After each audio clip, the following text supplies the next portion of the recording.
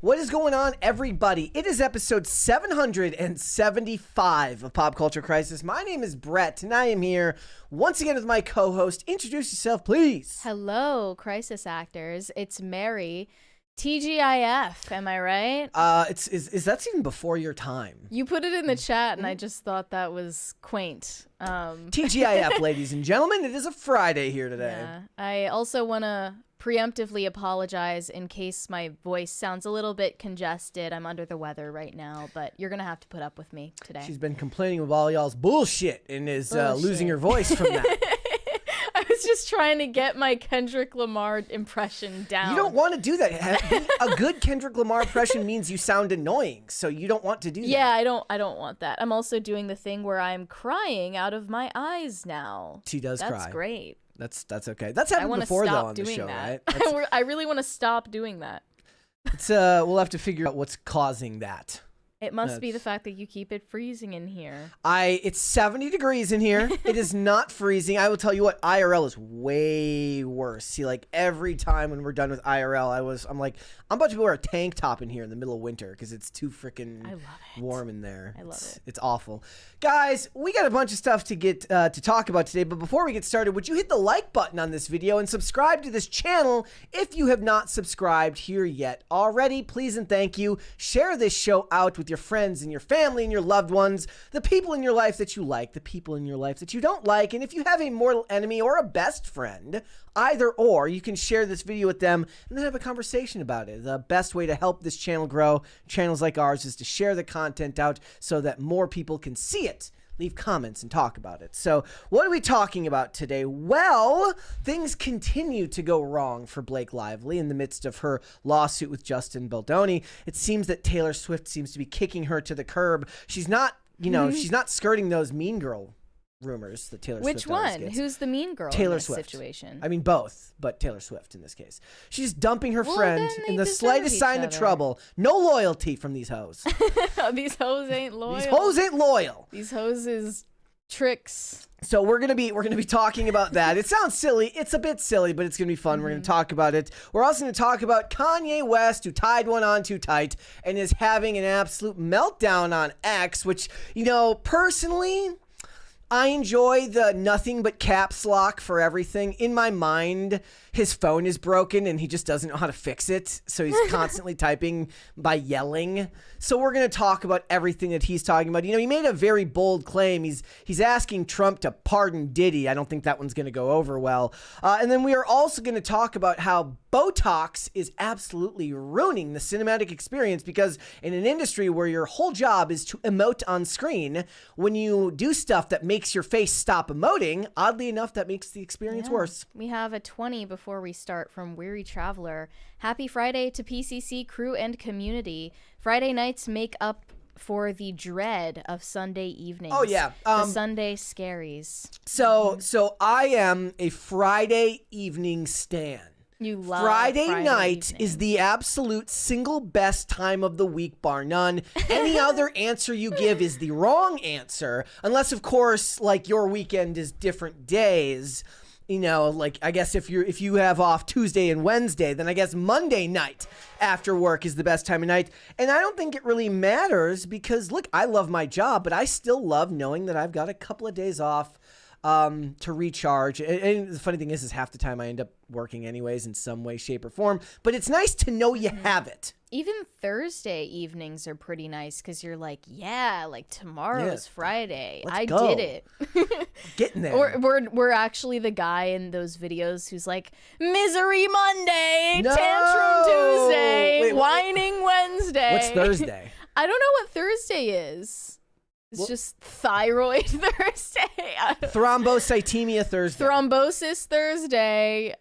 Freak Out Friday. Freak Out Friday. Yeah. Yeah. Those work. Making a whole career out of just screaming into your phone. I guess, it's good work if you can get it. So, Mary, if you are ready, we can get started. You ready? Yeah, I think I'm ready. Let's talk about Chappell Roan. Oh, yes. I'm sorry. Chappell Groan. Chappell Roan is clapping back at the music executive who called her out for her ignorance about the music industry. In case you forgot, during her acceptance speech at the Grammys, she called for record labels to offer their artists free healthcare and a livable wage, referring to these artists as employees, which is foreign language to seasoned professionals in her industry. But now, after Jeff Raban published this guest column for The Hollywood Reporter, throwing her under the bus for not informing herself on the details of how these deals work, Chappell Roan has clapped back at him on her Instagram story and essentially sicked her whole fan base on this guy. He's been working in the industry for decades at this point. He is now retired. Since 1992. He's now retired, and he added his 2 cents to this conversation really just for the fun of it. And it backfired on him pretty badly. So Chappell Roan posted to her story, "Wanna match me a $25K to donate to struggling dropped artists?" She then gave her publicist's Instagram handle in the post and said, "Wanna talk? We'll keep everyone updated on the much-awaited response, and I will show receipts of the donations. Mr. Raban, I love how in the article you said, put your money where your mouth is. Genius! Let's link and build together and see if you can do the same." Okay, I just want to point out that he mansplained and it worked, because in the article he put there's a whole section of less talking, more doing, where he says to champion struggling artists, leading by example is the only way. Actions speak louder than the viral Grammy moments, and there are real ways to make a difference.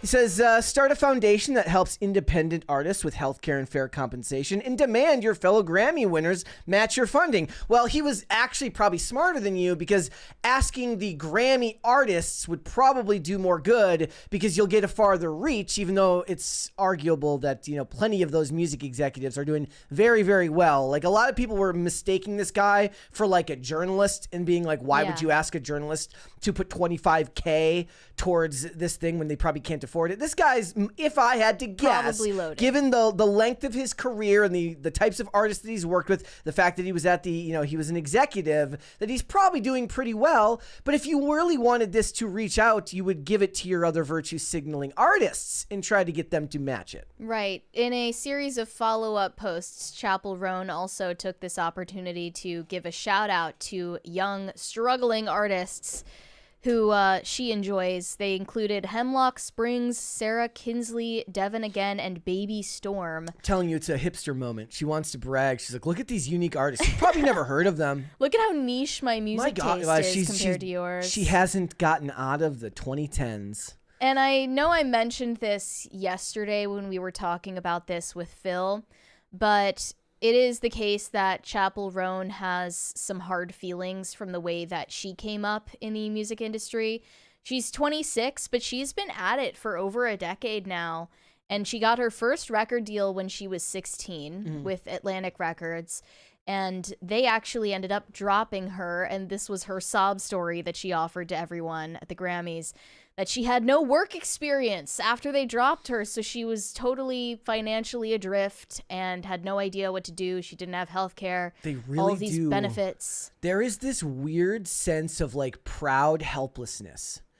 Like, there's no determination anymore to make it on your own. There's only determination to... It kind of ties part and parcel with the way that they love establishment relevance. Like, they only consider it important if it's given relevance by mainstream press. They don't understand that there's different types of relevance and there's different ways that things can matter. They don't trust it unless it comes from a trusted source. And in this case, they don't understand that they can make it on their own. They don't need to be connected to a major label for healthcare. They can go buy their own healthcare. But it's like you were saying earlier, you said that somebody tied this back to mansplaining, and it was a woman saying that This was they the contend Variety that article. Yes. They say the situation is not only a classic art versus commerce standoff, it also has many hallmarks of a classic male-female difference in perspective. A woman shouting, "This is wrong!" while a man splains, hold on a minute, little lady, let me tell you how things really work. I mean, that is just culture war bullshit to make it a gendered issue. There are plenty of male artists that are probably lame enough to not understand that learned helplessness is a thing. But there is a difference between an idealistic perspective of the world, which often has nothing to do with women and everything to do with the fact that they're artists who have a utopian, idealistic view of the world that often runs that's incongruous to the way things actually are, which is where a lot of their ideas for music come from. Whereas an executive takes a more pragmatic and business-minded approach to these things, and that has nothing to do with men or women. You go look at any of these companies, there are plenty of women in executive roles now that understand that money is the name of the game and would probably be offended by the learned helplessness that all of you are employing here by not understanding that, look, I've got some money. Maybe I'll go get my own health insurance. And encouraging other artists to do the same is stupid. So that their record labels don't have control over them. Yeah. As Phil was pointing out yesterday, record labels having more control over your life and your well-being is not a good thing for artists. And I didn't even know this, but Variety also pointed out something that Chappell Roan probably doesn't know, which is that many artists signed to major record labels are in fact eligible for healthcare through their deals with an arrangement they have with SAG-AFTRA, and that's been the case since the 50s. She doesn't know that. I guess maybe she didn't have the wherewithal to know these things when she signed a deal as a minor, and I don't blame her for that. But what if the record labels were like, look, how about this? We will give you health insurance, but we get a cut of every brand deal that you sign outside of our record label. You want to sell makeup? You want to sell your Kabuki Ghoul makeup? Right? That's from a movie, Kabuki Ghoul. You want to sell your makeup as a brand? Sure, we get a cut of it. But you get health insurance. No, they're not. Again, this is a form of, like, they're proud of feeling like they need to be taken care of. It's weird as hell. Right. And I also saw that Halsey dropped into this conversation to defend Chappell Roan against this journalist / music executive. She posted on her Instagram story, @HollywoodReporter, I hope you're embarrassed of the absolute personal attack that you ran and disguised as critical journalism. This is so far beneath the standard you should uphold as a publication. Can I ask you a question? What would be, what in Halsey's mind would be a fair critique? It's funny that she's saying it's a personal attack when Jeffrey Roban was reiterating over and over that he thinks Chappell Roan is talented. He thinks that her gumption is admirable, but that she's just not as informed as she should be on the topic at hand. It was the most even-handed criticism I had seen ever. Yeah, it was not personal at all. But here she continued, Jeff Roban's ranting, seething tantrum is loaded has with paragraphs. It's not ranting. No. It's well organized. Very and well thought thoughtful. out. It's got conversation headers on everything. Are you kidding me? Is loaded with assumptions and accusations that generalize the experience of every artist to that of the most successful. Our industry is comprised of thousands of voices. The elite at the very top of the class are not the example of a monolithic experience for all artists. Advances, seldomly awarded by the way they used to be, are for affording survival because your commitment to making art precludes you from working a day job. It's a game of investment, but the investment is towards producing the materials that is producing that product needs access to things like healthcare. Shocking, I know.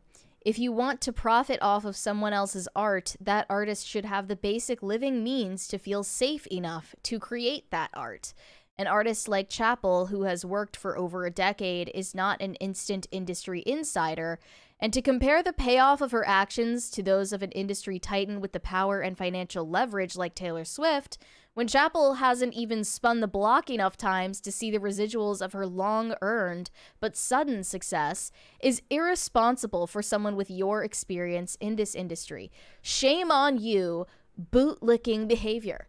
They're saying he's bootlicking the record labels. I thought art wasn't created out of safety. I thought art was created out of the opposites. Like a lot of times the best art is created out of fear or anxiety or things like that. So, I mean, you're kind of pigeonholing them into one area in which can make you successful. I think the whole thing is absolutely ridiculous. Her framing record label advances as a safety net for artists rather than what it is alone is either just as ignorant or it's downright dishonest. The loan that they're giving you is something they intend to earn back by many times over by the sales of your music. The advance is so that you can make the music for them to sell and make more money off of than they gave to you to make it. So it would be like if book writers were like, I want healthcare while I'm writing my next book for my publisher. And you know, a lot of this is like artists who temperamentally don't understand numbers and math and money and stuff, which I get. But this is why there are so many examples of artists who take these advances and then blow all of the money on sports cars and designer and mansions that they, with money that isn't really theirs, basically. Yes. And then they end up in debt to these record labels. And people see that situation and say, oh, the poor artist was taken advantage of. Yeah. And I guess in a certain sense, yeah, they walked into something they didn't really understand. They didn't understand the responsibility that came with it. But at that point, you're supposed to have a lawyer inform you, a financial advisor inform you of these things. It's not, I don't know, the music industry is not a daycare for adults. And let's not kid ourselves. There's absolutely predatory practices within the music industry, and a lot of these record labels sign absolutely lopsided deals with these artists. Why would you want to give them another leverage of control over you by putting them in control of your health care as well? Especially your mental health care. Which they care a lot about because it's Hollywood and in the music industry, so they love talking about mental health. And this will come up later, but just think about the way that they're milking this drama between Kendrick Lamar and Drake. It's two artists on the same record label that are in a public feud that leads to the highest streamed song of the year. They love that shit. They don't care about your mental health. Speaking of which, let's talk about it. Yes. With the Super Bowl coming up, a lot of fans are betting on who will win, but others are more concerned with who will take home the engagement ring. Is Travis Kelce going to propose to Taylor Swift at the Super Bowl? Does it depend on whether he wins or loses? Is this even in the cards, or have they been a PR relationship this entire time? It looks like from the betting odds so far, 93.7% of people believe Kelce will not be proposing. I don't think he should, even if he was planning to. I think that you're taking a team victory and making it about you if you go and do this. I think this is a horrible idea. Totally. I can't imagine why she would want that anyway. Right? Like, she would just like from him to the do basic... it. She would like him to do it at her tour while on stage. Right. Yeah. Like, he's making himself the star of it, whether he wins or loses. Can you even propose if you lose the game? That would be the funniest. The funniest version. So in the movie Little Big League, it's a throwback to any baseball movie fans. Little Big League was a movie about Billy Haywood, who is an 11-year-old who becomes the manager for the Minnesota Twins. Oddly enough, I'm not wearing a Twins hat today. I'm wearing a Seattle. Oh, but in the ALCS at the end of the movie, his star player, who is dating his mom, is coming up to bat, and he says, and he goes, "I asked your mom to marry you." To marry her, and he says, he goes, what did you say, or what did she say? He goes, she told me to ask you. He goes, hit a homer and you can marry her. And then as he's going up to bat, he says, you can marry her even if you don't hit a homer. And lo and behold, spoiler alert, it's one of the few movies where they don't win at the end. He actually gets robbed of a homer by Ken Griffey Jr., but he then goes home with, the family. Okay. So I don't think. So it's, he could still salvage no, I it don't think he if can he do that. Like I said, that's a movie. Okay. I don't think he can be like, oh man, we lost. Even the refs couldn't get us to win. And then he goes up and proposes, and she's like, I'm not gonna marry a loser. Try again next year. I think if Travis Kelce does propose at the Super Bowl, that would be the ultimate proof that this was orchestrated from the very start, and that this was on a schedule, and that everything is scripted, and perhaps even that the Super Bowl itself is rigged. It is sports entertainment at the end of the day, isn't it? Look, They would not. I do not think it is rigged. If they rigged the Super Bowl, they wouldn't have to disclose that. That wouldn't have to be disclosed to the public. There are all sorts of conspiracy theories going on right now about whether the refs are complicit in this because, there have been some calls that have benefited the Chiefs, and a lot of people will tell you that Patrick Mahomes is perhaps the most protected quarterback in the NFL, but I don't think it's rigged personally. One piece of evidence that Swifties have found to prove that she is about to get engaged is that she's been spotted wearing something called an infinity ring on her index finger as of late. And it's traditionally seen as a pre-engagement ring, as they signify devotion or promise for a future engagement.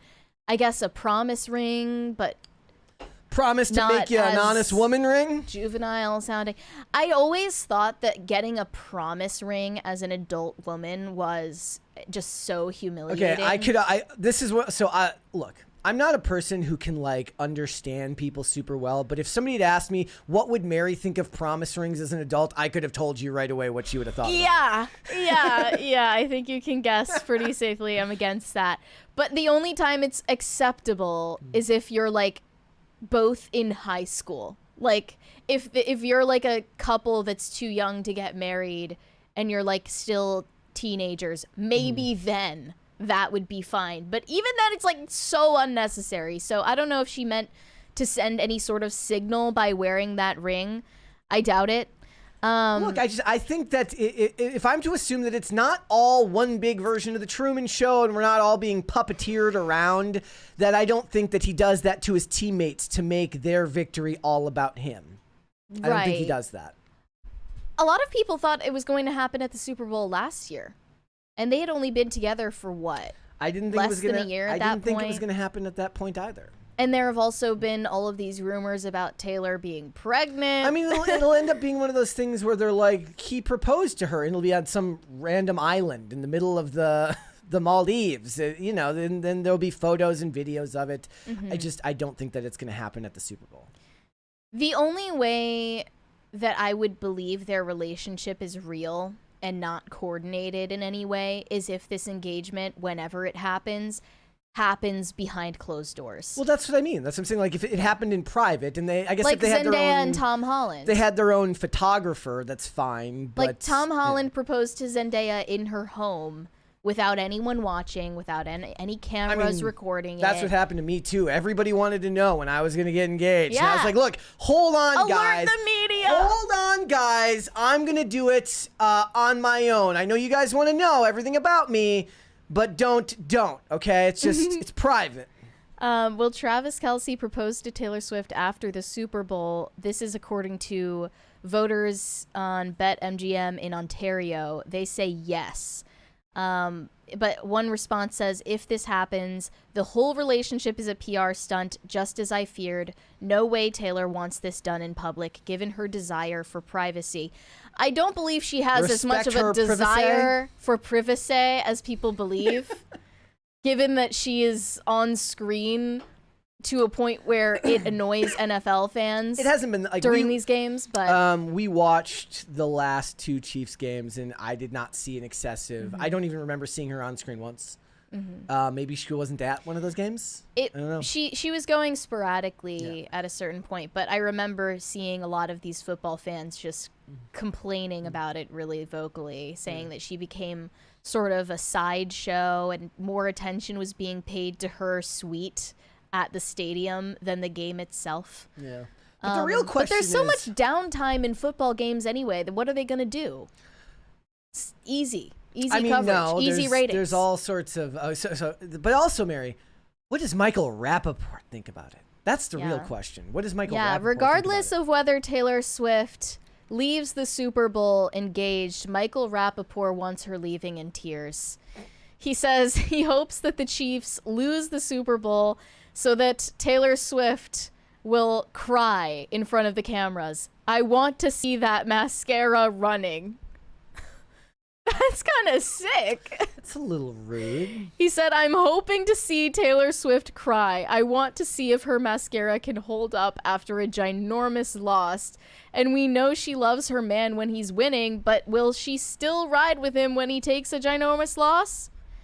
What do you think? Yes. Is she a ride or die? I don't think that she really cares whether he wins the Super Bowl again or not. In fact, I would be willing to bet, like first of all, wasn't she an Eagles fan her whole life? I'm almost positive that she was an Eagles fan her whole life. I don't know. But I would almost be willing to bet that she's not too far away from a person. So it could go one of two ways. Either she's like really, really into it, or I just hope both teams have fun.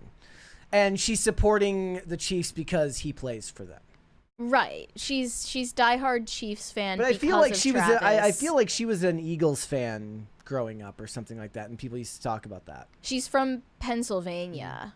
There you go. So maybe, I don't know. But he continued, she's up there with, you never know who's going to be in the booth. I want to see that mascara running on Sunday. Running.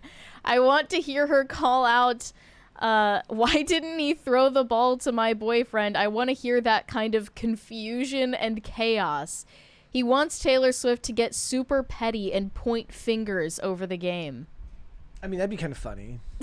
I mean, you don't really see her lose her composure much, so. I don't think I've ever seen a moment like that. Like, Taylor Swift has never had a public freak out. She's so controlled that she almost seems like a sociopath. That's so, well, you kind of have to. I don't see that happening. Not uncommon for somebody to reach that level of fame to be a little bit like that. My crazy prediction is that she's not going to be in attendance just to support Travis. She's going to have a cameo in the halftime show with Kendrick Lamar. Kendrick Lamar. I think she's going to come out with the dubstep version of Trouble right in the middle, like as the bridge for Not Like Us. How about that? I don't think they do that. No? I don't think they do that. No? I don't think they do that. She's had him on a song before, I remember. I mean, they're still trying to figure out whether they're going to allow the lyrics in there because they don't want to get sued by Drake. I'm surprised Kendrick is the halftime performer to begin with. I thought... Where's Sabrina Carpenter? I don't know. They wouldn't it's do just Sabrina Carpenter. It's just weird, right? Like, does he really have that big of a fan base? Yes. Because I listen to his songs here and there. I just hear like snippets of his songs, and it's just awful. He's never been like he just has a voice that grates me. And the lyrics they tend to be super pretentious as well. He just seems really annoying. J. Cole was always the better, in my opinion. Just my personal opinion. J. Cole and everyone was better. like wanting something really patriotic and American. Like everyone really wanted Creed. And that's just not going to happen, I guess. Yeah.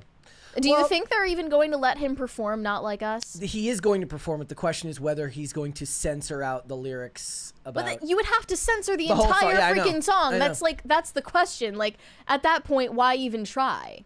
We'll have to wait and see. He literally says, like, Drake is a PDF file in the song. And that presents huge legal liability for the NFL and everything broadcasting this game. So you're not wrong. Dull and tired. J. Cole is more pretentious, but as far as he's also pretentious, but just as far as actual delivery goes, was always more my speed. I think if you were gonna put odds on it right now, I would avoid. Just my personal opinion. I shouldn't say USA. If I was to put money on it, I would probably put money on him not proposing at the Super Bowl. But maybe I'm wrong. Same. I would put money on him not proposing. I feel like it ends up being a slap in the face because it becomes everything it's about for the rest of the day, and that's a disservice to his team members. They're millennials. If they're staying true to form, they'll be dating for at least a decade before there's a ring. And we didn't even get into the fact that the media tried to corner these guys and get like awful sound bites out. Like, so Donald Trump is going to be the first president in history to attend the Super Bowl. What do you think about that? And they're like, well, I'm screwed because any answer I give is going to get politicized. Yeah. And they're like, wow, that's an honor. What they're saying is like playing in front of any president. Now, like Travis Kelce might as well just come out as MAGA. When that's not what he said. Taylor Swift sees the headline and she texts him like, how dare you say that? I did see that I think Trump offered congratulations to Patrick and Brittany Mahomes over the birth of their most recent child. Oh, because Brittany Mahomes is like a huge Trumpy. She is. Ooh, Trumpy. I don't mean it in a bad way. That's worse than Trumper, which is actually awful. What's the difference between a Trumpy and I feel like Trumper? Trumpy is positive and Trumper is supposed to be negative. No, I didn't mean it either way. We'll have to wait and see. I might stop by the like Tim's doing like a Super Bowl thing here. Party. What I'm gonna do is what everybody with good sense does in that situation is you come for the free food. I'm gonna come for the pizza. Yeah, the deep dish. All right, let's move on. Let's retrace our steps and just start from the very beginning. Back in 2023, I joined a panel on the Whatever podcast, which featured an OnlyFans star named Nala Ray. And since then, she has renounced sex work and professed the Christian faith. Last year, she did a long interview with Michael Knowles and talked about her conversion experience, why she decided to walk away from OnlyFans and all of the money that she was making on that platform. I was happy for her with the information that was presented to me. And just days ago, she did a second interview with Michael Knowles, once again, just rehashing how everything's been since she made that major life change. They interviewed her as well as her now husband. 1 year after her powerful story went viral, Nala returns to Michael and, this time joined by her husband, for the first ever repeat guest episode. In this candid and deeply personal conversation, Nala reflects on the incredible changes in her life since leaving behind her $9 million OnlyFans career and embracing her faith. She addresses the challenges she's faced, the lies she has uncovered, and how her journey has shaped her new purpose. Michael, Nala, and her husband discuss the power of redemption, the importance of a supportive marriage, and the hope they've found moving forward. I watched through that interview over the weekend as well. What were your thoughts? Before we even get into the rest of it, what were your thoughts on that? My main takeaway actually from that was it's so easy to see a clip of someone and it just turns into a certain narrative, and then people just get really committed emotionally to believing that narrative. They pointed out, and I think this is the part of the interview most worth watching for anyone, is this clip from her latest appearance on Whatever. After she had quit OnlyFans, she said on that podcast panel, "I lied to everyone." And I knew before I even watched that clip exactly what she was referring to. But when people saw that, they said, see, she was lying about quitting OnlyFans. I remember when that reclip was going around. When out of context and in context, you can actually see what she meant by that statement was, I was lying about who I was so that more guys would simp for me and subscribe to my OnlyFans. That's what she was saying, if you paid attention to where that came up in conversation. Yeah. So that part where they deciphered that viral moment in the interview was interesting to me. The rest of it really did seem kind of redundant and more... The rest of the interview? Yeah, just doubling down on the same exact things they were talking about the first time around. So it might not be worth 2 hours of your time to listen to the whole interview, but it was interesting to me because I had met her and interacted with her behind the scenes. What was your impression when you first met her? Off camera, she was perfectly nice, polite, professional, normal. Once the cameras were on, it was a completely different story. It's a skill set. It became very combative, and it also started to feel rather uncomfortable because everything that I tried to converse with her about became this very vulgar thing, and she was putting on a weird pornographic performance while we were on the podcast that made me really just disturbed. And then afterwards we went to In-N-Out with this group of people, and she was talking about what used to be her career ambitions before OnlyFans. And what were they? she was thinking about being I think a dental hygienist, but there were other things she was talking about, like she wants to start a business. She's just always had some kind of like competitive nature and entrepreneurial mindset, and that came across to me. And those are things that can be channeled into really positive things in life, or really negative things. Yeah, OnlyFans, which she found out eventually was not the right path for her, which I am still completely overjoyed that happened, that she quit OnlyFans. However, after watching her new interview with Michael, I was just curious, and I headed over to her Instagram, and I started watching some of her more recent content. And I'm not gonna lie, I found it disturbing that she still seems to be making content that is sexually suggestive. There's no other way for me to put it. Well, yeah. Well, the point is you sent me the video and you said, "Tell me if I'm crazy." Yeah. I was showing this to people like, please tell me I'm not the crazy one here. Please tell me I'm not just seeing things. I'm not just imagining things and my mind is in the gutter, right? But I watched this video of Nala making cinnamon rolls on Instagram, and there were some moments in it that just seemed off. Want to watch it? Yeah, we're gonna have to watch it without the music on. To give you guys context here. So sorry, no music to accompany it. If you want to know what it was. If you're listening, we'll narrate it for you. It was Frank Sinatra. Yes. Fly me to the moon. So here is her cinnamon roll video. It begins quite normal. Fly me to... Yeah. Okay. Just ingredients so far. Nothing untoward happening whatsoever. But then there's a scene in this video where she tastes the mix.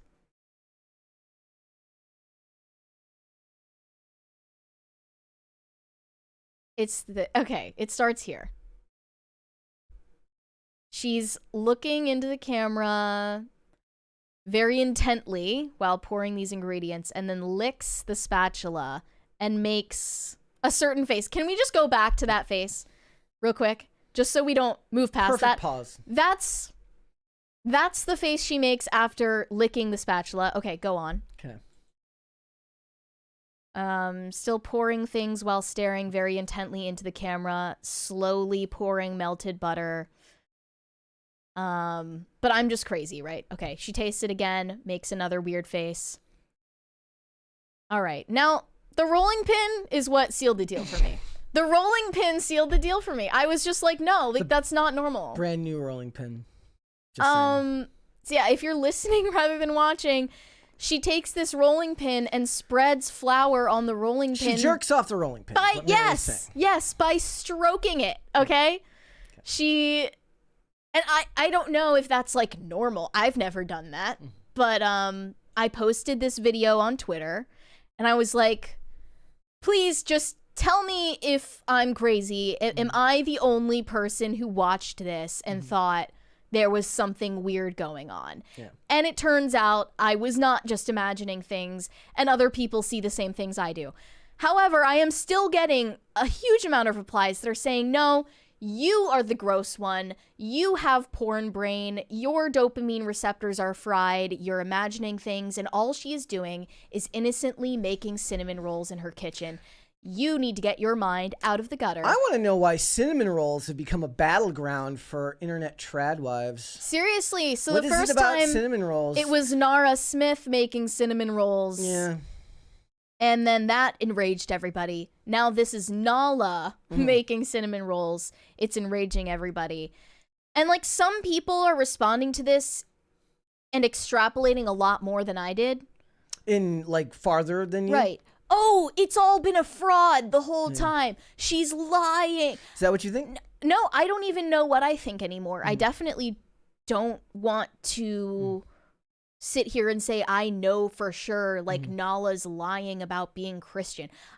My best guess right now, like with the information I have, is that she believes what she's saying and this might be naive of me, but I think one possibility here is that this is the only way she knows how to act on camera, given her former line of work. It might just be the way that she perceives herself, and it will take a long time of not being perceived by the public to filter that out of her behavior. Unfortunately, though, right after quitting OnlyFans, she dives right back into being an influencer, and I don't think that was the right choice for her. Probably a difficult road to go when your work as an influencer is going to still be so closely tied to what you were doing before. There's a lot of overlap there. But, like, okay, I tried to pose this hypothetical. If this weren't Nala in the video, if this were just some random Instagram chick, would you have thought the same, that it was suggestive, or is it more informed by the fact that you know who she is and what she did? I think the makeup informs it more than anything. The amount of like mascara and eyeliner is just absurd to me, so it just seemed over the top. But yeah, I mean, it would look like low effort, confused version of it. Whereas like the point was before she would have been doing heavily sexualized things, and now she's trying to not do it. So it just comes off as confused somewhere in the middle, as if she's trying to stop herself and she just doesn't realize it.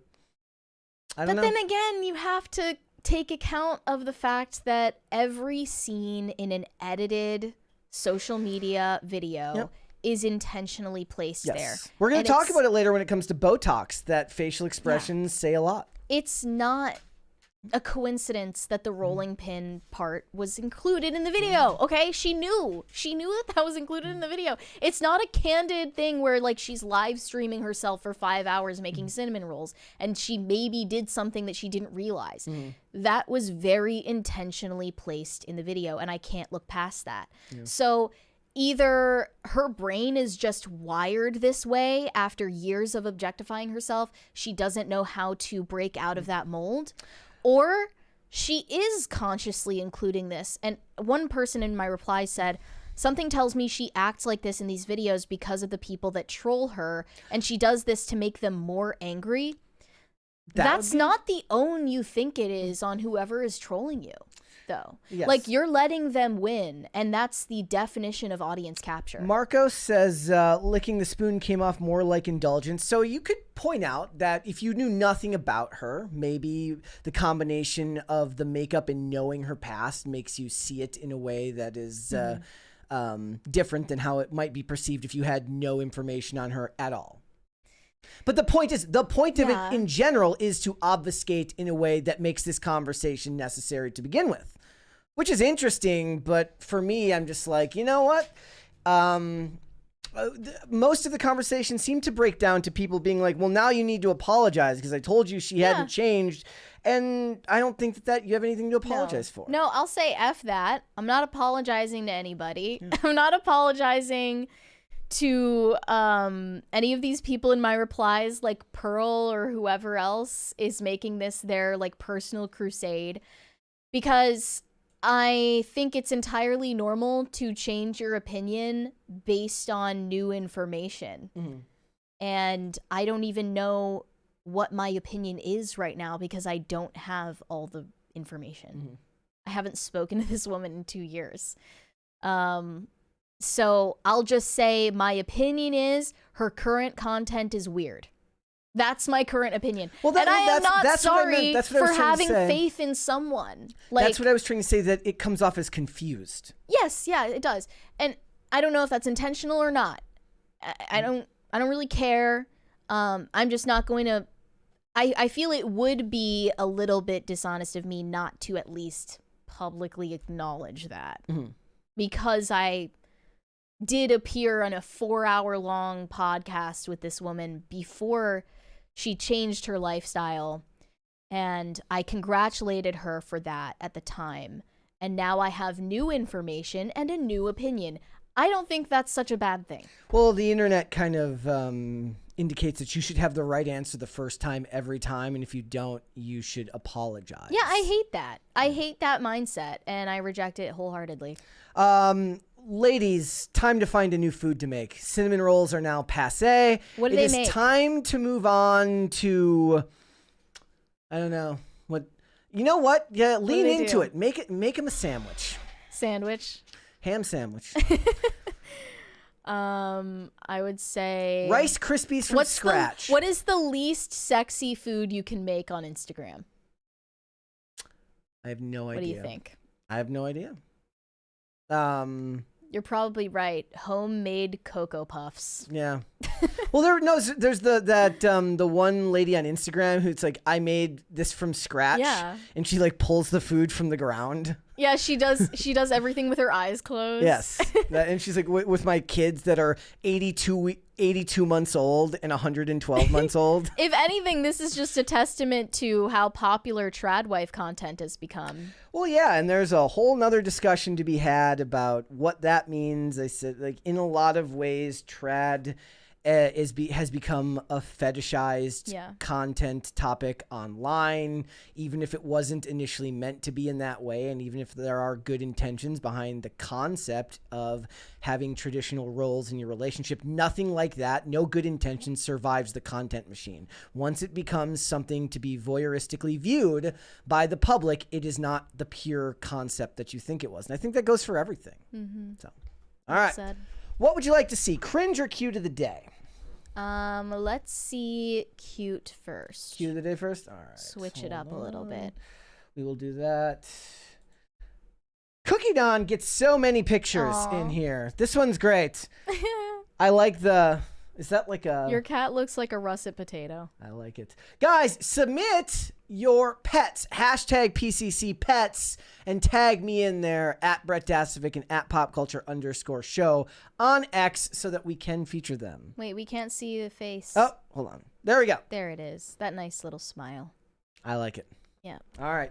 Is the cringe bad today?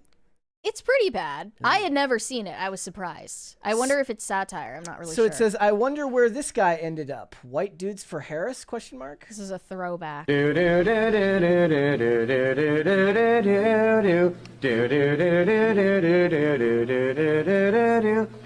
Fauci, give us vaccines. Help all the... I would say it's like a voiceover fake, but you can hear the frickin' The muffling of the mask and the papers. Of the paper. Yeah. people who have been quarantined. We'll wear our masks and we'll have to stay distant. We'll wash our hands and we'll be more resistant. Fauci, yes? Promise us, please. We'll have a cure that can fight off this disease. Restrictions will lift with some ease. Dr. Oh, that high note, Fauci, don't forget me.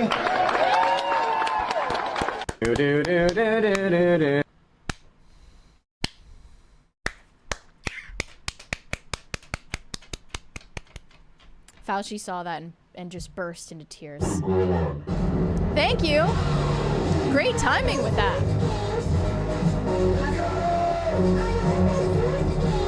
How you feel?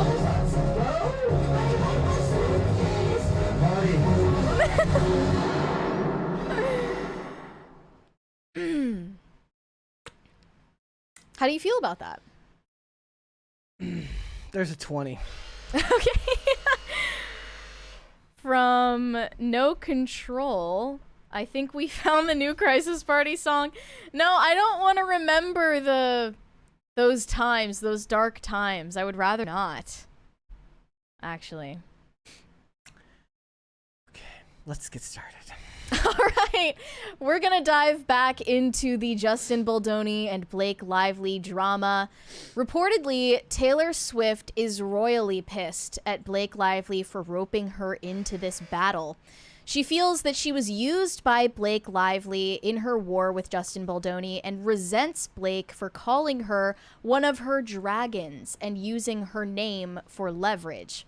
One of the most infamous flashpoints in this lawsuit so far is a meeting that took place in Blake and Ryan Reynolds' apartment in New York City.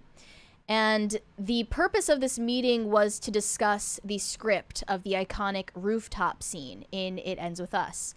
And Justin Baldoni showed up for this meeting expecting to talk about the script with Blake, But instead, Blake allegedly ambushed Justin Baldoni with both her husband Ryan Reynolds and her longtime friend Taylor Swift. Dragons! Her dragons, in order to intimidate Justin into using her script. Dragons. Or else. Like, I don't know what he thought, like, Taylor Swift and Ryan Reynolds were going to do to him. Dragon threats. But that they were going to breathe fire on him if he didn't use Blake's script, essentially. So after the fact, Blake infamously sent him this bizarre text message comparing herself to Khaleesi from Game of Thrones, comparing Ryan Reynolds and Taylor Swift to her dragons.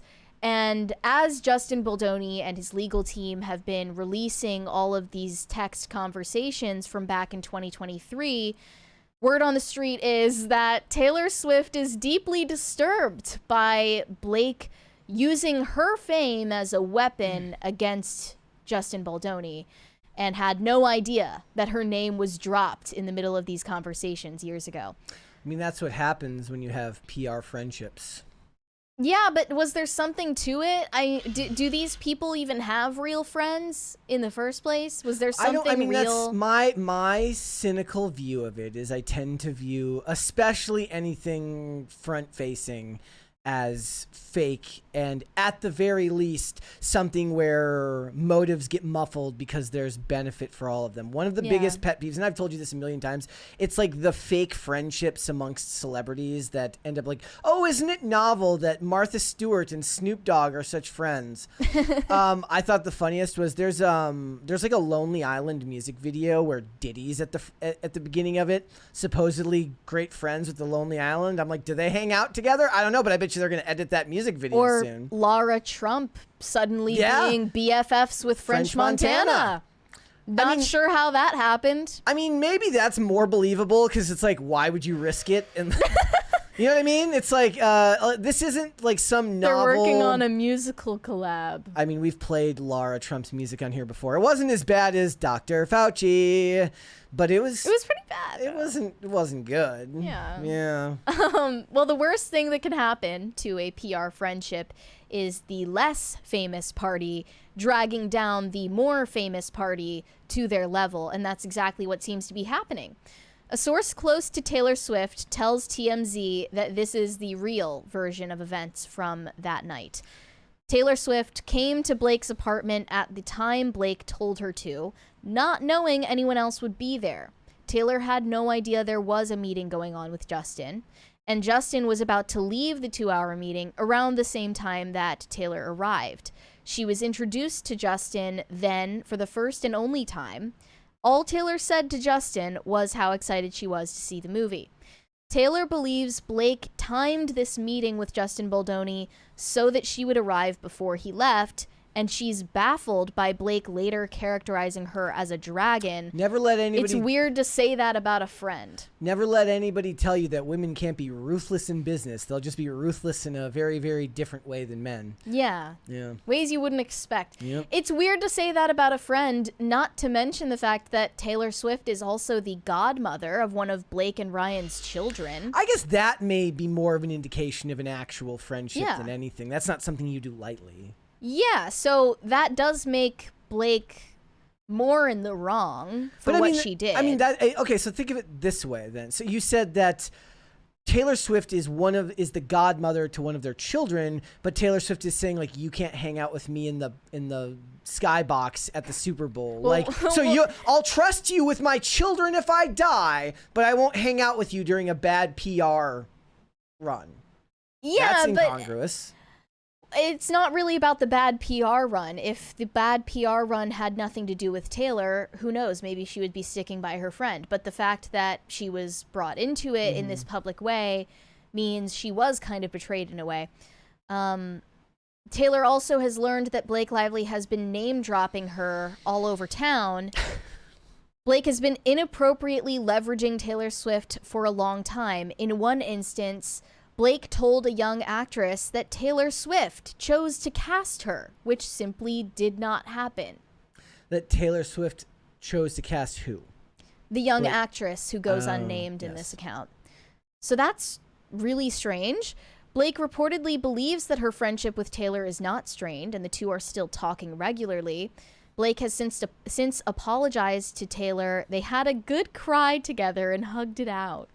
As girls do, girls who support girls. When I remember there was who was it they were talking about where they're like they saw Taylor Swift at a sleepover with a bunch of other musicians. I'm like, this is the fakest sleepover. I was like you're not 12. This is the fakest bullshit I've ever heard. Wait, do you have the Colonel Kurtz tweet? Yes, we need to talk about this, like the infantilization. I brought this up to you before. I said nobody like holds their friend's hand when they're walking into a restaurant. It's weird. Hold on. This is something Taylor Swift tends to do with her adult female friends. A 35-year-old woman, by the way. She might as well be wearing a big women supporting women shirt. Yeah. So there they are, holding hands, hugging each other, caressing each other. And this isn't a critique of women. This is a critique of vapid Hollywood women who use a facade to portray a specific image.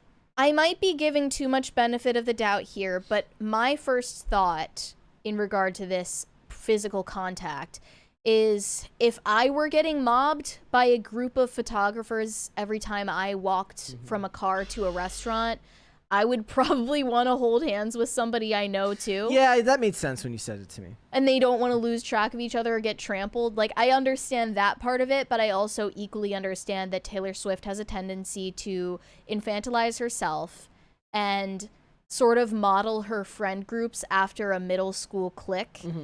And only time will tell if Taylor Swift includes Blake Lively in her luxury suite at the Super Bowl. That might be her official signal that they are still cool with each other. If she excludes Blake Lively from that, then she's out of the cool girls club officially. But the question that is still on my mind, it still remains, is will Taylor Swift be called to testify if/when this lawsuit goes to trial? And I noticed that in an interview with TMZ, Justin Baldoni's lawyer, Brian Friedman, is being strangely coy about the answer to that question. So I want to show that interview real quick. Here we go. Hold, please. To take the bait. You are going to depose Blake Lively, Ryan Reynolds, Taylor Swift. Who else? Well, I don't know that we're going to. He looks like somebody tried to draw Fauci from memory. He does. Taylor Swift or not. Really? You know, I think that's going to be, you know, probably a game time decision. I don't know that decision's been made, but I can tell you this: there's you know anyone that reasonably has information that can be that can provide evidence in this case is going to be deposed. I mean, that's Taylor Swift. She was there for that meeting. She was there for that meeting. Okay, well, I'm a lawyer. I know what that means. and that's why I'm just thinking that even when you take Blake and Ryan out of it in terms of how they personally feel about it all. I mean, to say that we're going to put Taylor Swift in the middle of this whole thing, I think they are going to do everything they can to avoid going to court, because the last thing they want is to have their friend, the biggest star in the world now, sitting on a stand being grilled by Brian Friedman. My assumption is that they're going to probably take some legal actions. I like that he's on a phone. Are beyond the. I bet you he does the millennial pause, except for it's like it's the boomer pause. the bounds of decency, and we'll see if they can try to avoid a deposition. How could they do that if there's relevance? I'm going to object and order the witness not to testify. You're not his lawyer. You're his friend. Jeez. Mark is usually my lawyer, though. I'm working here, guys. All right. So do you think that this is even going to go to trial? No, I mean, I don't know if it goes to trial. I don't think Taylor Swift ever ends up testifying, though. Even if it does? Yeah. It's unlikely that it goes to trial. It's even more unlikely that Taylor Swift will just be at the doesn't stand. seem like that would happen. It'd be hilarious if it because if the it world did, just isn't magical and entertaining enough Exactly. for that to happen. Exactly. So I kind of gave up on that dream. Well, we will have to wait and see. All right, let's read some super chats. Guys, let's get to a second crisis party. We're pretty close. Shane H. Wilder said, "Happy Friday, Brett and Mary. I just finished directing a Super Bowl pre-show for tomorrow. As a diehard Houston fan, I don't have a dog in the fight." Yeah, better than being a Cowboys fan. Do you know about all of this? I'm clueless when it comes to sports. Shane, are you I wonder if Shane, are you working for a station? What are you doing? I don't know.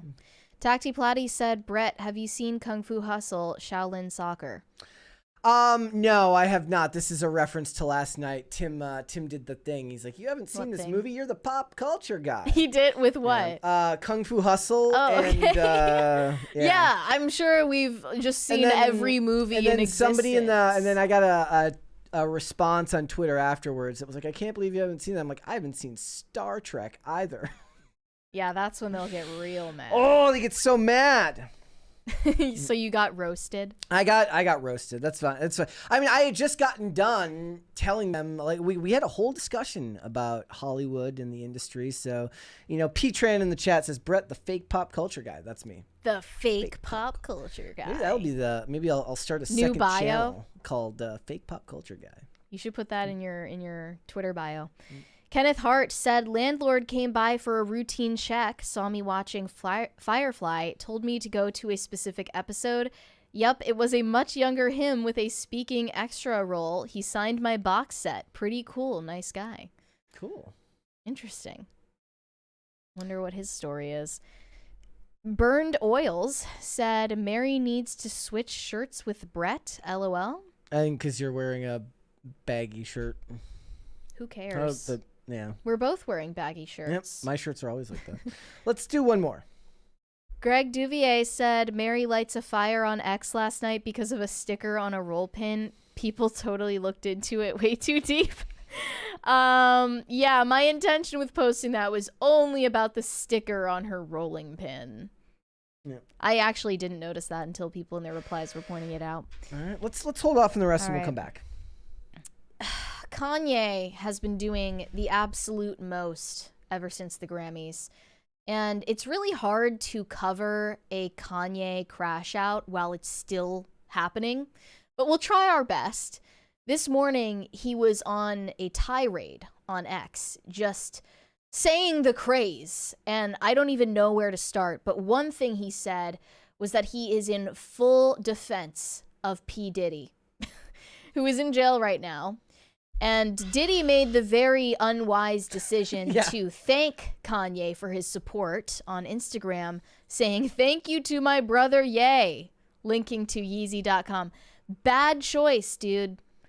PR 101. I mean, I don't know if anybody actually believes that he means it. He's just being inflammatory because it's great for headlines right now. He's crashing out, and I don't take anything that he's saying as something he actually means. Well, here were the tweets that I've found that are most relevant, and I'll do a dramatic reading of some of them, a la Ben Shapiro reading the lyrics to WAP. So first off, he said, free Puff. All these celebrity N-words and bitches is P-word. Y'all watch our brother rot and never say shit. They're talking about Diddy as a brother. Oh, so we're supposed to excuse everything he does because he's black. Okay. Yes. We all watched them try to cancel Chris Brown. Ain't nobody do nothing. Did anybody actually try to cancel Chris Brown? I feel like he just ignored it and things were fine. I feel like in 2009, we didn't really have what you would call cancel culture or Me Too. He just beat up his girlfriend half to death. You know what else was, I mean, not to make like a total aside, but did you guys see the picture that 50 Cent posted the other day after Irv Gotti died, the guy who used to produce for Ja Rule, and he's like I think he's like smoking a hookah with an R.I.P. like headstone next to him, dunking on him because he hated that guy. He said in regard to Chris Brown, nobody do nothing. I was P-word then too. Chris Brown. It's till the wheels fall off. That's his new single, by the way. I guess Chris. Yeah, I guess maybe I'm retroactively forgetting. Yes, no. Chris Brown was definitely persona non grata for a while. That's afterwards. not the same thing as but getting it's not canceled. the same thing as like what we see now, which is like a coordinated attempt by the media. Which I don't even know if coordinated is the right word. It's just that news becomes news, and then everybody covers it. right? Sure. So it's just got to do, it has to do with the ecosystem of information being vastly different now than it was back in 2009. Right. And then he said, what y'all gonna do? Cancel my sneaker deal? Cancel my record deal? Freeze my accounts? F all y'all N-words. Slavery is a choice. I'm speaking my mind now. I ain't editing shit again, ever. I did like his all white people are racist tweet in all caps. That one made me laugh the most. Then he said, Puff get one call a morning. And they gave a community note to this post, pointing out that Diddy was found to be abusing his phone call privileges in jail. And he was allegedly trying to bribe and blackmail witnesses and victims in connection to his charges. Plausible reason why he has been limited with one phone call a day while in jail. But Kanye is pointing this out to make us feel sorry for him. Just for clarity, they're trying to make an example out of Puff. Me and my brother had our issues, but these white people trying to use Puff to scare N-words, I'm neither scared nor brave. This just me. So he's saying this is a race issue, Okay. and that Diddy is getting persecuted for being black. Yeah. I don't know if people necessarily believe that. And you know, it's funny because Kanye is like bragging about how not woke he is. This sounds pretty woke to me. He continued, I just found out that Puff is not allowed to make or collect money while he's locked up, so I'ma send his half of the money to Justin. Is he referring to Justin Bieber? I have no idea. Maybe. Bieber is still following Diddy on Instagram, by the way. Who's ever after Puff, we gotta find out exactly who they are. Okay, cool. Play off the grid. Puff, we love you. I stood up for Puff, and I'm still winning 20 Grammys next year and doing the Super Bowl. It's very hard to imagine that that's what's going on when the video of Cassie kind of sealed the deal for everybody's opinion on him. Maybe Kanye just missed that He might have not seen it. This one was funny, though. I kind of laughed at this one, and I kind of agreed. He said, F all this woke shit. They putting fat bitches on the runway. Nobody want to see that shit. It's unhealthy. It promotes obesity. And the wild shit is, if the fat bitches lose weight, then they lose their, I think he meant jobs, except for Adele, because she actually has another talent than being used as a pawn for political But she's agendas. not fat anymore. Malik is right in the chat. Justin Combs, it's his son. Oh, Justin Combs. Okay, yeah. That makes more sense. Thanks, Malik. Yeah, but no, he was saying Adele didn't lose her career by losing weight because she had talent. They wanted her to, though. There Unlike was definitely the fat models. There was definitely people that wanted her to lose her career. Then he keeps going here after the Puff Daddy rant. I'm never apologizing for my Jewish comments.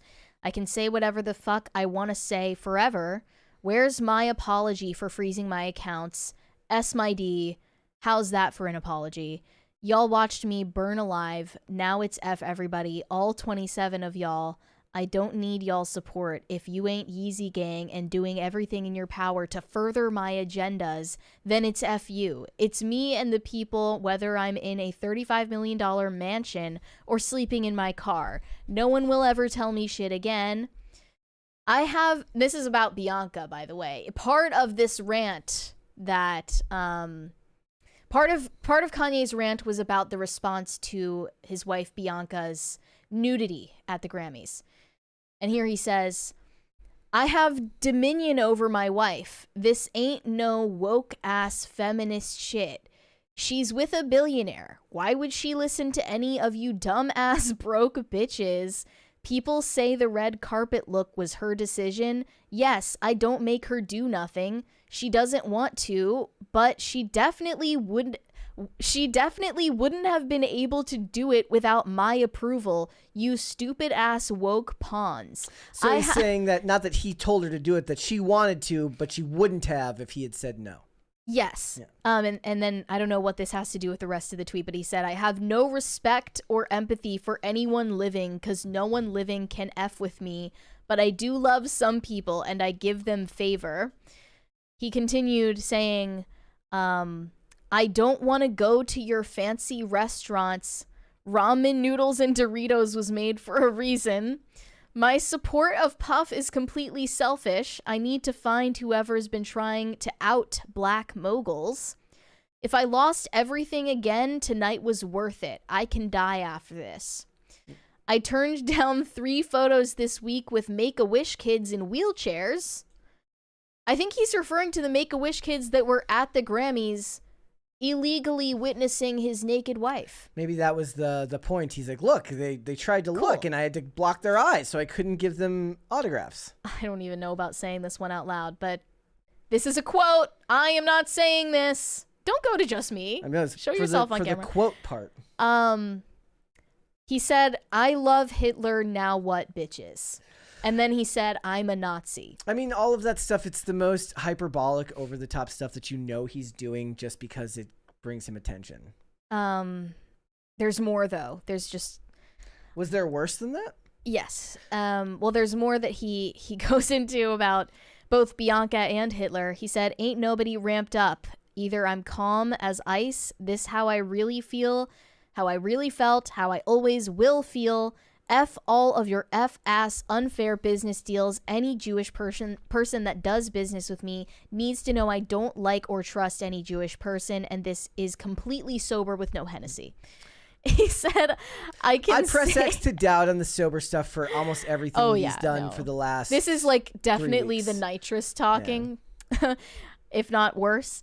I can say Jew as much as I want. I can say Hitler as much as I want. Matter of fact, I do say it when I want. I'm going to normalize talking about Hitler. The way they talk about killing N-words has been normalized. Well, he was, this is like what he was doing on Alex Jones. Who is talking about killing N-words? Rappers? Yes. I guess. It includes him. He does have And then two, he said, Hitler was so fresh. Call me Yadolf Yitler, and your BITCH still wants to F. It's hard to believe that anybody would take this as anything other than an attempt for publicity. Like, on its face, one of these tweets might be taken as somebody who's saying something they mean and just spoke out of turn and out of pocket. But this many in a row speaks to manic episodes and a lot of drug use. I want to find the last tweet that he put out about Bianca here. Okay, I have it. He said, anyone who called my wife's Grammy look a stunt is dumb and lame. Yes, you. She's been dressing naked for 2 years. Now all of a sudden it's a stunt. It was a stunt then too. He's like, now all of a sudden it's a stunt? Every single bitch on the planet wish they had her bravery, body, platform, and access to money, and a husband that supported their personal expression. There are a lot of things that had to converge for this moment to happen. Do you think it's true? Like that there's jealousy behind these statements? Because I don't envy her at all. Like, you have to spend every waking moment with this guy who's just off his rocker. Jealous in what way? Like, I don't even understand what the context of that is. They're jealous of her bravery. I think there could be moral grandstanding. It requires zero bravery to take your clothes off on camera. I could see it as like, I wouldn't say it's like, there could be a certain level of like moral grandstanding and moral superiority coming from people talking about it, but jealousy isn't a term that I would use to describe that. And also, being nude in front of people isn't a form of personal expression. Like, he's a fashion designer. He thinks of clothes as a form of art. Why doesn't she wear any? Which is funny too, because I was looking it up. So he did trademark 2 new brands in 2024 towards the end that I was like, maybe he was doing something that was supposed to be the promotion of one of these brands, but it wasn't that. He branded Drome Accessories, which is umbrellas, shoulder bags, and totes. Like, maybe if he had done this and she was wearing and she had like a really unique bag that was front and center, I could buy it as a, but then he's saying it's not a publicity stunt. So that would reek of a publicity stunt in a different way, but they're both that. They're both publicity stunts. When you looked up Grammys after all of this happened, none of the stories about the actual event were going on. All of the top stories on page 1 and 2 of Google were about what they did. That's a publicity stunt. Clearly, drugs have nothing to do with this. This is actually, you can chalk this up to Kanye's autism diagnosis. Yes. Which he credits his wife for discovering. He recently appeared on the Download podcast this week saying that Bianca helped him find out that he was not in fact bipolar, but was actually autistic. He said, "My wife took me because she said something about your personality doesn't feel like it's bipolar. I've seen bipolar before. And come to find out, it's really a case of autism that I have." Yeah. Bipolar rings more true to me, but what do I know? I am not a doctor. He also fears... Also, I mean, none of it really matters because, like, as soon as you add celebrity, headlines, money, and the ability to promote yourself, I don't care about any of that. Your diagnosis doesn't mean shit. All you're doing is finding ways to keep yourself in the news cycle. And even if that's not what it is, that's how it's going to be perceived. So any diagnosis of autism, bipolar, BPD, whatever it is, it doesn't really matter. It's all comes down to business.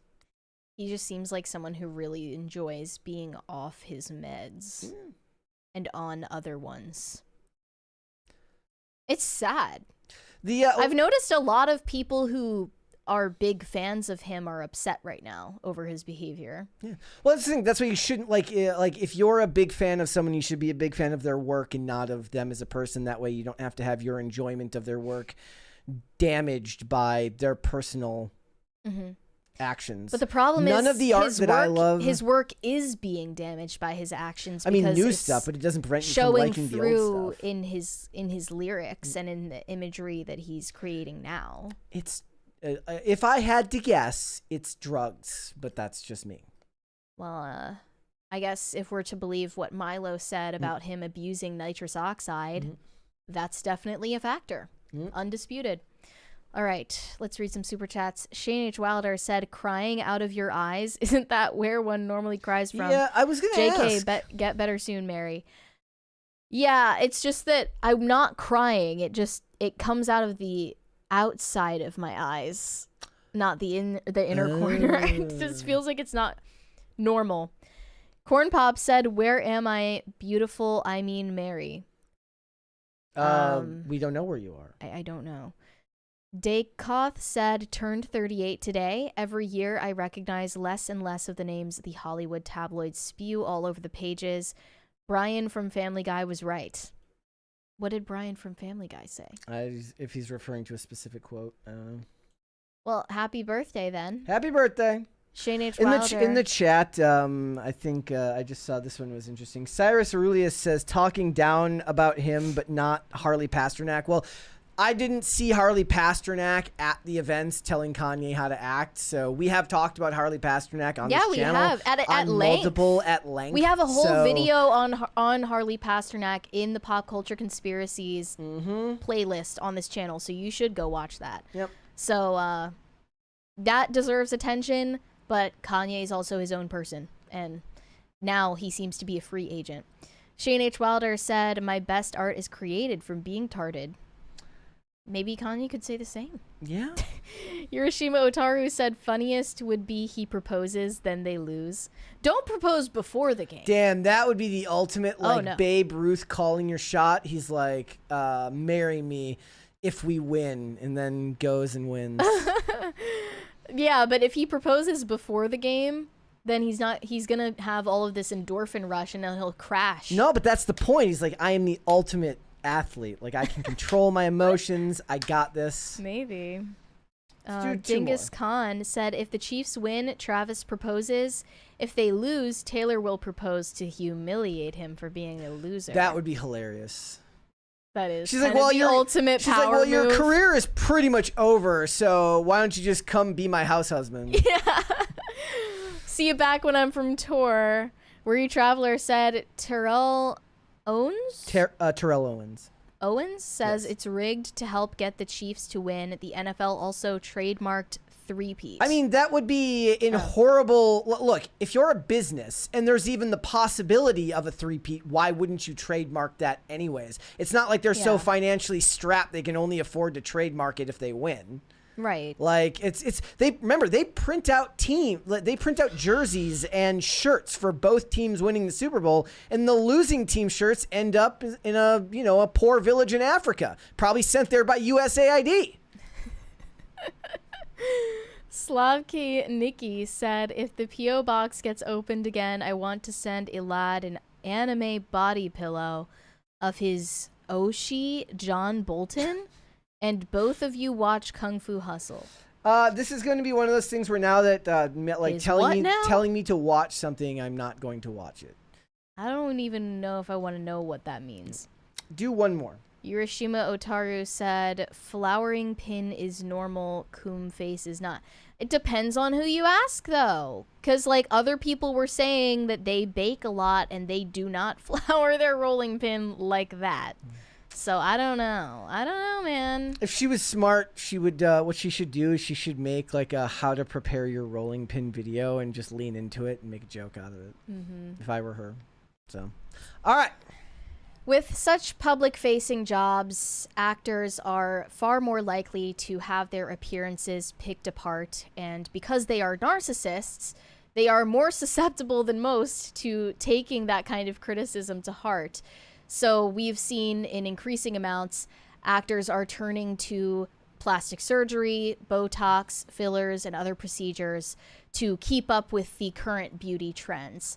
But these cosmetic changes that they're making to their appearances sometimes come into conflict with what made these actors famous in the first place, which is their ability to emote on screen, to express emotions convincingly, to embody a believable character in a real world setting. It's crazy because like subtle facial expression changes make all the difference in the world. Look no further than when we make these thumbnails every day, where we actually looked at a thing the other day where all my facial expressions are essentially the same. You have Botox. In every Brett has one. Botox exposed. Exactly right. That's how I look so good for 38. But the point being that the slightest difference in the facial expression you make can, like, there will be times where I look at it, I'm like, what the hell was I, and the idea that you would limit it is kind of scary because for them it's like they're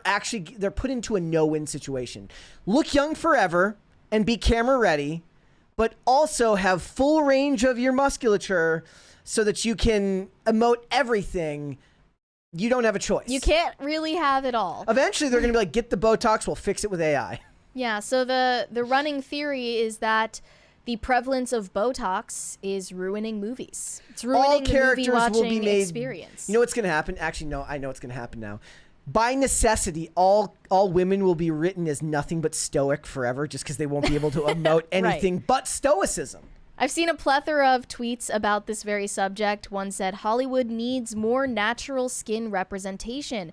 I'm tired of everyone in movies having stiff foreheads and being insecure on Maine. I admit I never noticed the foreheads. The face I noticed, I never noticed the foreheads. Tends to be a frozen forehead is like the most common.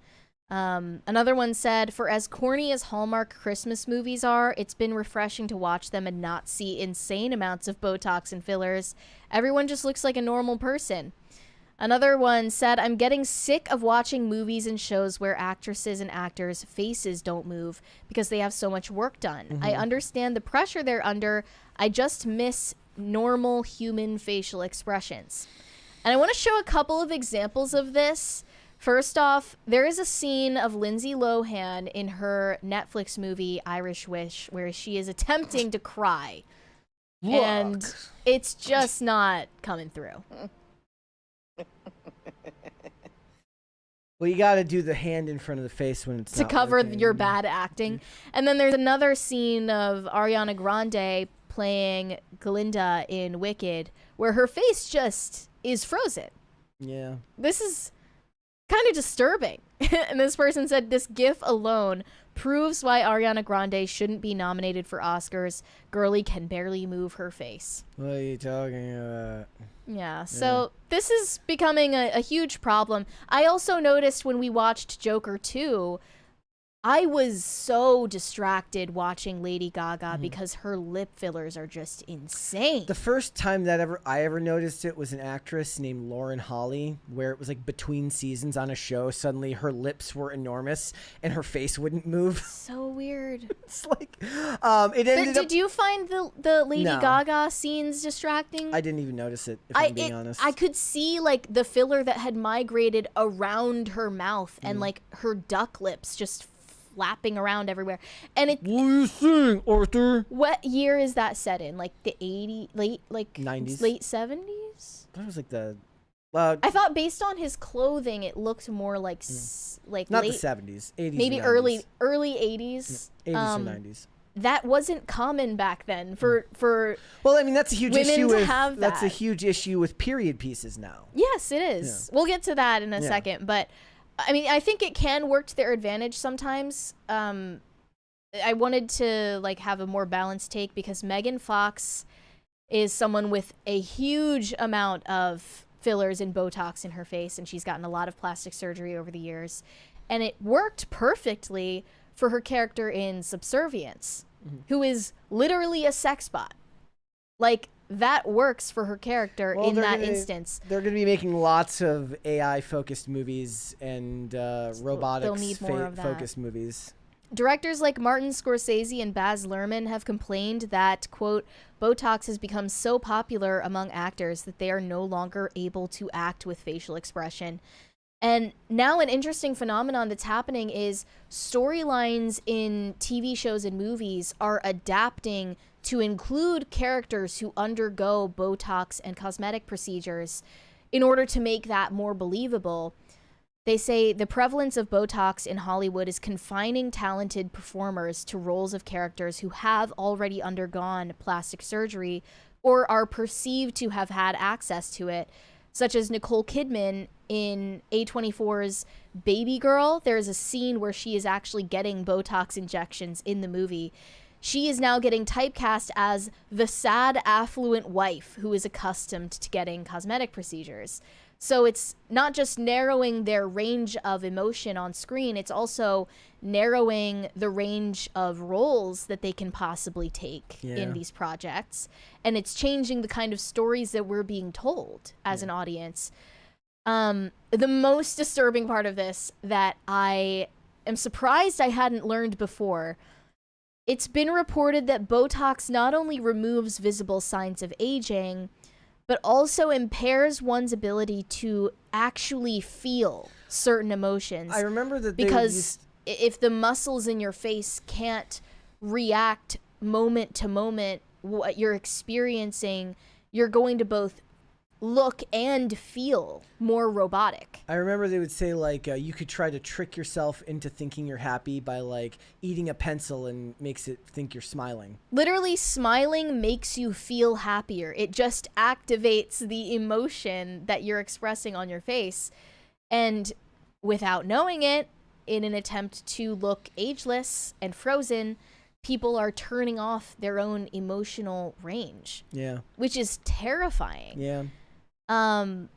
But, you know, it's also been noted that Botox and fillers on screen are also contributing to the problem of iPhone face in movies. Botox hinders believability when actors portray characters from the past. For instance, Dakota Johnson's role as Annie in Netflix's Jane Austen adaptation Persuasion faced harsh criticism from those who believed Dakota Johnson has an iPhone face, which is defined as a face that has seen an iPhone before and also has been impacted by modern beauty standards that are prevalent on smartphone screens. So someone has been doom scrolling long enough that they just start to reflect back. So not even that they've had anything done, but like your face, kind of like they say, like couples that have lived together for 50 years start looking like each other. That's a real thing, though. So viewers find it difficult to be convinced that the characters they're watching are from a bygone era. Does that mean the ugly ones get Android face? Who are the ugly ones? I have no idea. Which ones? If there's Who are the android an actors? ugly actor gets called android face, and the attractive actors get iPhone face. But it's not even. It's not that. It's not a compliment. It's an insult to say that someone has an iPhone face. Like, you couldn't cast Madeline Klein in Sense and Sensibility. You can't do that. No Madison Beer guest cameos in anything. You can't put Madison Beer in Bridgerton. It doesn't work. And it's not a statement of her being more attractive than the people who are on the show. It's just a statement of how current she looks. Yes. And I think it is a bad thing because everyone is starting to look the same. Like, this is another term, Instagram face. Yeah. Everyone is starting to adopt the same exact features. And it makes things less interesting to watch. It's one of my favorite things about watching old movies is like seeing haircuts that are not of current year, and that's a way to gauge past generations. It's like when everybody has some type of fade, when all the men have some type of fade, as opposed to just like there was the time when either the large coiffed hair or it's all one length. I like that from like the 90s and the early 2000s. Now when I watch everything, it's like it all feels like nothing's changed in the last 10 years anyways. Did you see that in the way they styled characters for that movie Y2K? I don't even remember looking at the hair for any of them. If the guys didn't have the hockey hair swoop, then that probably wasn't accurate for the time period. But ain't nobody had like a fade or like a high and tight or an undercut at that time period. Not heavily.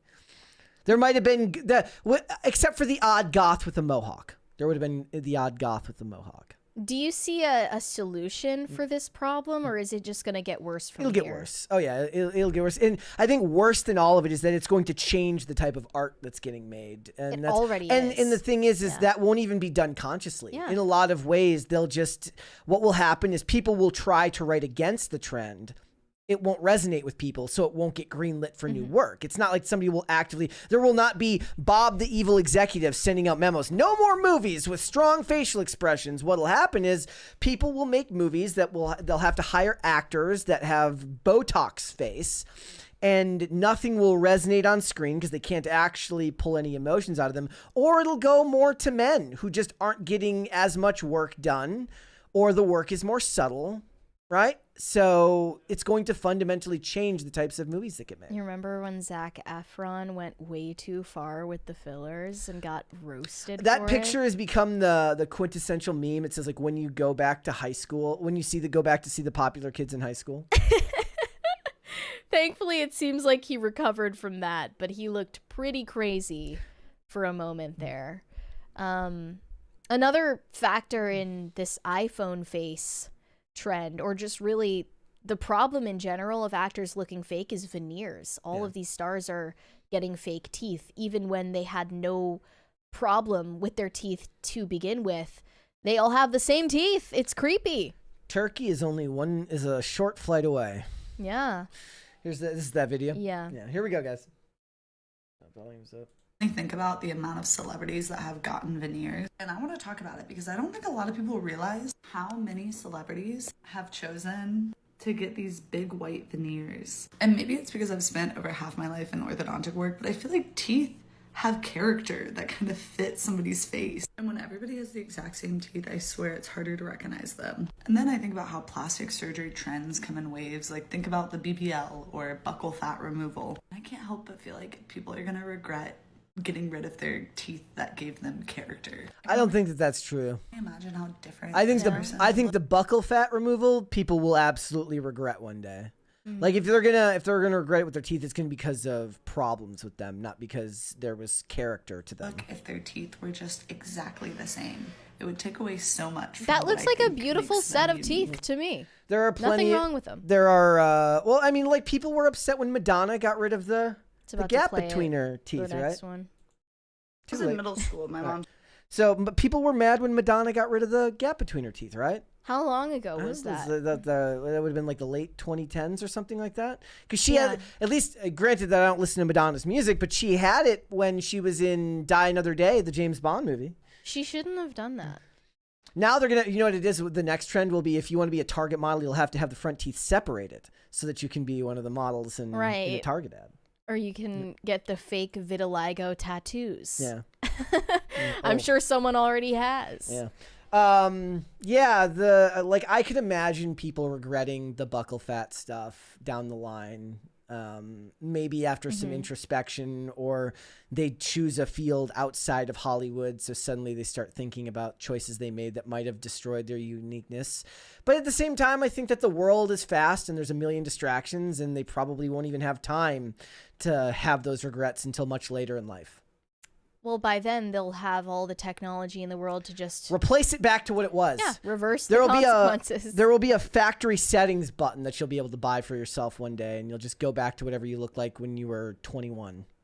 Yeah. Or download your consciousness into a computer. Yeah, right now I think fails. the most interesting thing is that the directors and the writers are going to have to work around the beauty standards that have been set for both actors and actresses these days. Because, like, look, who wouldn't want to hire Nicole Kidman or Gillian Anderson for their roles?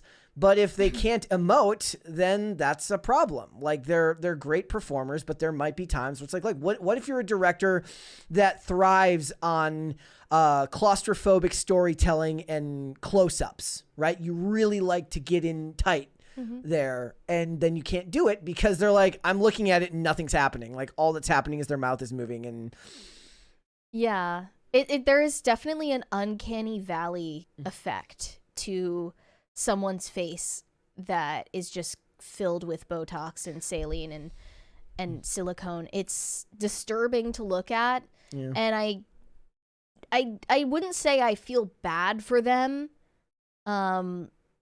despite this becoming sort of an industry standard that you have to feel like you're keeping up in order to keep getting jobs. But it is unfortunate that they're doing this to themselves. Yeah. It's just, people talk about representation and like, representation matters, which is why this character needs to reflect back at me like what I look like. But I mean, generally speaking, we should be represented by humans who look like humans. I can't think of a single time in history where I've ever cared whether the actor was somebody that bared, like, I make the joke about Tom Cruise being short, but his whole point was that you wouldn't have known until it became a meme that he was short because they did everything to hide it. He didn't champion short representation in film. What I'm trying to say is it's disturbing to watch someone who doesn't look like the humans I know. Yeah. So that, in a sense, that type of representation, that matters. Well, then maybe what happens... Because otherwise I'm going to be totally unable to immerse myself in a story. Well, then maybe what happens is that pushes the favor of entertainment away from the big budget productions and into skits and social media and YouTube, where the people just... Even the influencers have it now. Well, that's what I'm saying, but not everybody, right? You got to find at least some, right? So I remember Tom Cruise wrote like an op-ed for, if I remember correctly, I remember people talking about this. He wrote like an op-ed for like Men's Health back in the 90s about like the best thing you can do is take care of yourself. Go to the gym, stay in shape. You need to be camera ready, right? And you go watch the average network television show, and a dude who's not coded as supposedly like a very attractive dude, meaning like he doesn't have the traditionally attractive face. He's probably hired to play characters other than the role. They end up in a scene where their shirt's off and they've got like washboard abs, and you're like, that's not what you see on the street. Yeah. But that's because it's been ingrained in them, no matter what their level of success is, to take care of themselves. And that's not even to speak of the actors whose job it is, I'm talking about the superhero characters whose job it is to go to the gym 6 months out of the year because Marvel wants you to have X amount of body fat to look good on camera, right? So it's and again, I think it's a lot different for men and women, because when women see characters on screen, they tend to be mad that they don't look like them. Men, when they see that stuff on screen, they're like, damn, I wish I looked like Alan Ritchson. Damn, I wish I looked like Chris Evans when he pulls the helicopter in Captain America. Like, that's just how people see things. Increasingly, when I see totally Botox-filled face, I don't want to look like that. And I would rather see someone I envy than someone that doesn't express human emotion. Yeah. So I don't see this problem waning anytime soon. No, it's not going anywhere. The more disturbing part really is that we're unconsciously imbibing stories about people who undergo these procedures because of it. And I think didn't that even also, realize that until it was pointed out to me. I think that runs headlong with the focus now on stories about AI and stories about robotics, Yes. which are just becoming a point of cultural interest Definitely. right now. All right, Let's get finish this the up. guys. Let's get the second crisis party. Come on, it's Friday. Tacty Platty said, my wife has made me cinnamon rolls and sandwiches while barefoot and pregnant in the kitchen. Take that, ya incels? Did I flex this correctly? I think you got it right. Yeah. Well, congrats. Drewish AF says Botoxic masculinity. Botoxing. Shane H. Wilder said, I don't know if she's lying, but I know that I've never seen anyone bake like that. Regardless of who's in front of the camera, it seems suggestive. I mean, it wouldn't matter. Like, okay, so here's the thing. Yes, nobody who bakes in a non-suggestive way in front of a camera bakes like they're baking in the video. It's just, there's a natural element to being in front of a camera that changes your perception, and especially someone who has made a living for any level of time, any amount of time doing adult content, understands that there's a mode that they have to go into when they're working that is very, very different from how a regular person acts, be it sexually or making cinnamon rolls or egg rolls or... I get videos suggested to me on Reels about like baking, cooking, whatever. Almost 100% of the time, I never even see the person's hands in the video, let You just alone their see them face or their dumping body. the ingredients in the... So, I don't know. That seems weird.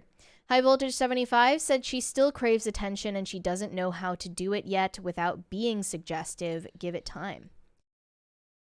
I guess maybe it could be that, and I don't think there's anything wrong with wanting attention, because if you've posted anything online, a tweet, anything on Instagram, a super chat, a comment, whatever, it's because you want attention from other human beings, and I don't think there's anything wrong with that. It's just the way you do it, and you need to be aware of what you're communicating. Yeah. Shane H. Wilder said, least sexy food you could make, maybe haggis. That didn't come to mind, but that's pretty unsexy. What's the worst smelling food? Maybe beans on toast. Yeah, anything British. Anything British, yeah. Alejandro Reyes said, I mean, yeah, it was sexual. I think it was on the low end, especially from a former performer of that nature. That's what I was trying to convey. It's like she's suppressing it, and then it just ends up some weird amalgamation of trying one thing while having elements of another thing creep in, and you end up with a bleh. Okay, Bleh. but I would think nothing of it from a random Instagram model. From her, I have to think a little bit more deeply about what she's posting, because she has communicated that she puts deep thought into it. Yes. So what else am I supposed to conclude? Like, she is telling the world, I care deeply about the impact I have on my social media following now that I am done with OnlyFans. Okay, let's talk about the impact you're having on your following then. Like, it's just, it has to be a two-way street. Marco said, I agree with Mary, leave internet, go to church. I mean, it's just, I didn't even say in the first place I knew for sure whether she should stay with a presence. Thank you. Third crisis party? Let's go.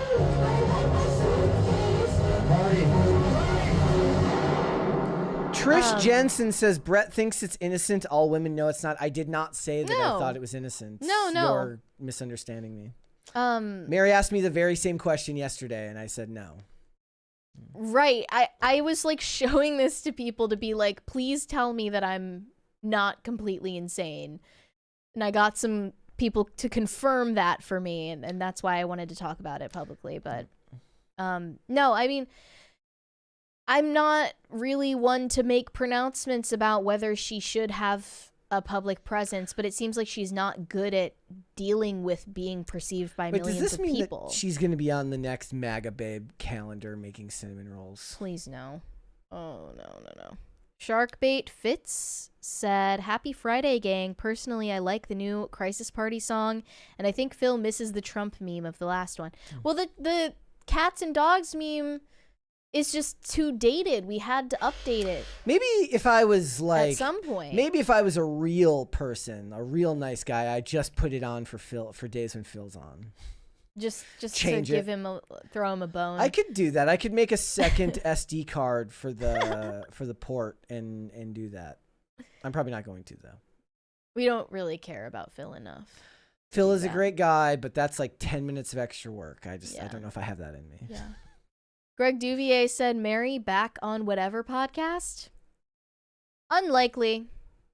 You know, it's funny. Ever since my last time on the whatever podcast, their episodes have been getting longer and longer. Are like longer than they already were. Yeah, like they went from like 4 hours to 5, and Oh then 5 my to 6, and 6 to 7 and 8, and I'm like, how is this even 8 possible? hours? Are you paying these people? No, he's not. That's the funny thing. They're all doing it for free. When we got done with IRL last night, the guest was like, "Wow, you guys do this every night?" I'm like, "Well, I don't do IRL every night, but like, yeah, we do a show for not quite the same length of time every day." She's like, "Wow, that's like a lot of like it's exhausting." I'm like, "You just get numb to it eventually." You said that out loud? I don't know. I was like, it's like it gets easier. You get numb to it. I actually enjoy this show. Yes. Just for the record. Yeah. Well, I was saying IRL, which is like it's different. Is definitely a different vibe. I enjoy doing IRL, but it's also easier because if all goes to shit, it's not my fault. Oh yeah, for sure. if like everything fails, it's like, well, I was only like kind of like, I guess you could say that it's kind of my fault if I wasn't able to save something, but here if something fails, it's my fault. No, it's not. We have tech issues all the time that aren't your fault. Well, that's true, Ari. You need to have an empty bag of potato chips at the ready at all times to put over your microphone. Oh, I mean, like, what was it? So yesterday on IRL, so I wasn't supposed to do the show. Mm-hmm. So I didn't have anything here to eat. And I could swear you could hear my stomach eating itself during IRL. I was like, at one point, I'm like, holy shit. Can anyone get the replay and clip that for us if you heard? It's like a starving cat. I was like, well, no. And the problem with that is it's like when we would do long episodes here. Like if it's like a 4-hour stream and if I don't eat something at like hour 3, I start slurring worse than I'm already I'm already so funny a clumsy speaker. 99% of the time when I'm doing this show, I have not eaten a single crumb of food that day, and I only eat at night, and it makes me feel better, like more clear during the show. Well, yeah. For this, that's good for the first 2 hours. Once we get past 2 hours and we get into hour 3 or hour 4, it might be because I'm consuming like a certain level of caffeine from energy drinks or whatever, but I don't know. Shane H. Wilder said that look when Brett realizes he doesn't have to worry about going to hell because he's already there. I could have lived without the throwback cringe. Yeah. You're welcome. Aldigundis said, do you think Nala is getting mixed messages on what is okay because bikini calendars and sexy ads are still the norm? She's like, look, Alex Earl is in a Carl's Jr. commercial. What do you mean? Everyone is saying we are so back. Yeah, it's all very confusing. No, well, I think this is your problem with big tent politics and the fact that the right is now. I know you disagree with that, but I'm saying you've got disparate factions who believe and care about different things. With that. But what I'm saying is the Trump coalition isn't what makes rules for Christianity a 2,000-year-old religion. So it should be pretty easy to tell what is sanctioned and what's not. But everybody is bumping up next to each other. If I made a video, I asked Brett, if I posted a cinnamon roll video like that, would you say something? No, I did. I literally would you call me out? I did the but what if I didn't eat breakfast? They're like, what if you didn't eat breakfast thing today? I'm like, but you didn't. But you did. Why would I care? You didn't. Like, so I don't know. I probably would be like, if I'm being completely honest, I would probably be like, that was weird, and then never think about it again. Okay. I would probably just be like, okay, whatever. You're gonna let me go off the rails. Well, It's no, fine. and then like a year later, be like, so what the fuck was that shit? Yeah. Omega Red fan said Dragon Baldoni Z. Deadpool, watch out. I love that. There you go. Corn Pop said, Brett, please take my hand. I don't think Brett's gonna Is do this that. in reference to the Lady Gaga song from Top Gun Maverick? Because that was a bop. A I legitimate don't remember it. love song bop. That's why Top Gun Maverick was what it was, is because the movie ends with a love song. Weary Traveler said that lawyer looks like the soldier from Small Soldiers. He definitely looked like an upside down trapezoid version of Fauci. Tacty Platty said not seen Star Trek. Y'all can't make me see shit. Shane H. Wilder said I work for a statewide station as a director. Oh, let's go. Well, that's cool. Weary Traveler said this is now a Yeezy Gang stream. I don't know what that means, and I don't think it is. Disavow? Disavow, I think. Shane H. Wilder said it went on X this morning, saw all the yay posts, and was like, well, that's enough internet for the day. I'm gonna head out. Yeah, same. Adam said... We're a little over halfway to a third crisis party. Yeah. Just saying, We're guys. pretty close. Adam said, Mary, your ideal proposal. Yes, Mary, what is your ideal proposal? Do tell. I have to be honest, I have no idea. I think I said to you, you don't seem like a person to me who daydreamed about their wedding. I have given it thought, but not- it's just not like relevant to me to think about it as my wedding, because it's not just my wedding. So why would I get my heart set on anything in particular? And also with the proposal stuff, the only thing I care about is that I don't go like this with my hand over my mouth. That's the only thing that matters to me. is that Olivia I did don't not do that. So I was happy to report. Wow. And no, yes, a million times Oh, yes. that's great. So That's that great was to hear. Don't worry, I was checking. While I was proposing, I was like, don't do it. Don't do it. Shane H. Wilder said, odd goth with a mohawk should be y'all's emo band. Yep. Okay. Jared Klein said, Brett and Mary, who do you want to win the Super Bowl, or what will you be doing during the Super Bowl? I could not care less who wins. I probably will be drinking coffee somewhere. I do want the Chiefs to win just so that we can have a discussion about whether the proposal happens or not. You know what? Yeah. Just for the sake of the show, I hope the Chiefs win. Surinko Productions said, OG Crisis actors, remember, gap teeth Brett. Salute. Thank you for the salute. 07's in chat. By the way, Mary's going to be gone the second half of next week, so you should better get your super chats in now. If you have more burning questions that I don't have the answers to, you're going to have to ask them now, because she's going to be gone Wednesday, Thursday, Friday. Yes. Dingus Khan said, can't decide if I should get Culver's, Domino's, or Jimmy John's after work today. Help! Just trying to get us to the next crisis party. There definitely aren't any Culver's out here, which is a bummer. I do love Culver's. I've never been to Culver's. I've never even seen one in real life, so I'm going to say that one. Culver's is good. I could go for Culver's right now. Shane H. Wilder said, Pepperidge Farm remembers, Sir Ranko. Urashima Otaru said durian is the worst smelling food. Yeah, so you're gonna have to find a way. Like, a woman is gonna have to find a way to make a sexy durian. You can almost smell it through the screen. Yeah. Jared Klein said there's no sexy way to eat Skyline chili. What is that? A form of chili, I guess. Red Snow said B positive blood sign over your PCC-less weekend. Whatever that means. Pop Culture Junkie said worst smelling food, a Swedish dish called lutefisk. Lutefisk? Yeah. Cod cured in lye.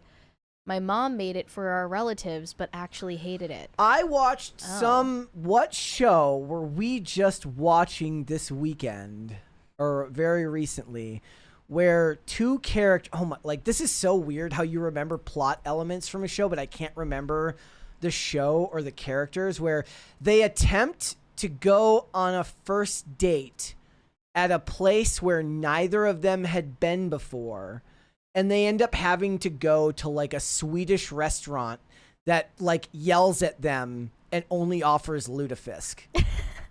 What the hell were we watching? I'm looking at some pictures right now, and it doesn't look that bad. Like, does it taste good to make up for it? I don't know. What the, like, this is actually infuriating to me. How do I remember the plot point but not the show? Your mind is, the inner machinations of your mind are an enigma. Well, normally it's the other way. Normally I remember the characters in the show, but the plot points are... Oh, yeah, I don't remember. I don't know. It'll come to you 2 hours from now. It will. Weary Traveler said, I only listen to PCC. IRL is a bit much for me. A lot of people are saying that. Well, you know, what can Been we hearing say? it. We're up and coming here. A lot of guys. people are saying A lot of this. people. Drewish AF of Christendom said, fermented shrimp paste smells bad, but is yummy. I don't know if I believe you. Gordon Shumway said, shout out to Dolph Lundgren being cancer-free after a 9-month battle. Just saw the announcement on Twix. Maybe put in a cats and dogs at the end of the new Crisis Party and see how Phil likes it. Yeah, I did tweet about this yesterday, you know. It's fantastic to see. Dolph Lundgren is amazing.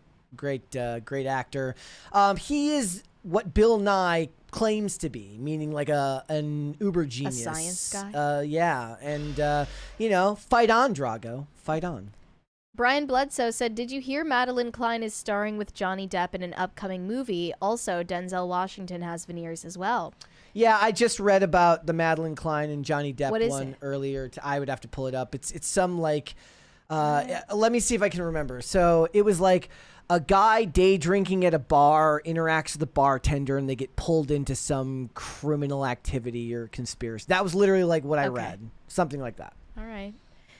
Drewish AF of Christendom.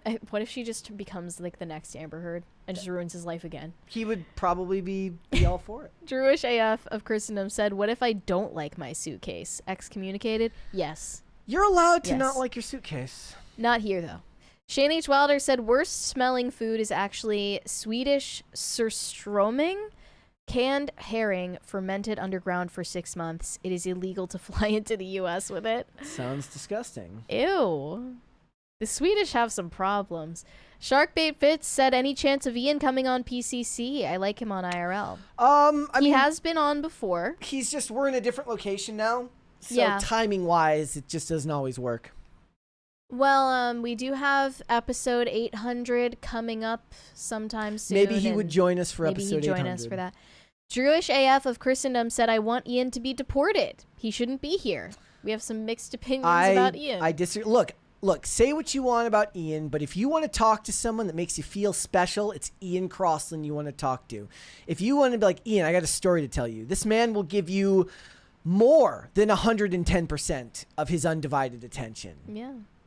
Marcos said, what should I do with the raccoon in my attic? You should probably kill it. Put it in a suitcase. Pop Culture Junkie said, I hope you both have a wonderful weekend with wonderful weather. Hope your pets don't talk back to you and nothing explodes. Get well, Mary. Thank you. I will try. What? So our pets don't talk back, but they do get annoying at home. So what has been going on recently is it's the middle of the night, and we have a door between the living room and the office and the bedroom because we keep Toast in there because Toast scares Mocha, and Toast is a lot younger and like wants to hang out, and they're like leave us alone.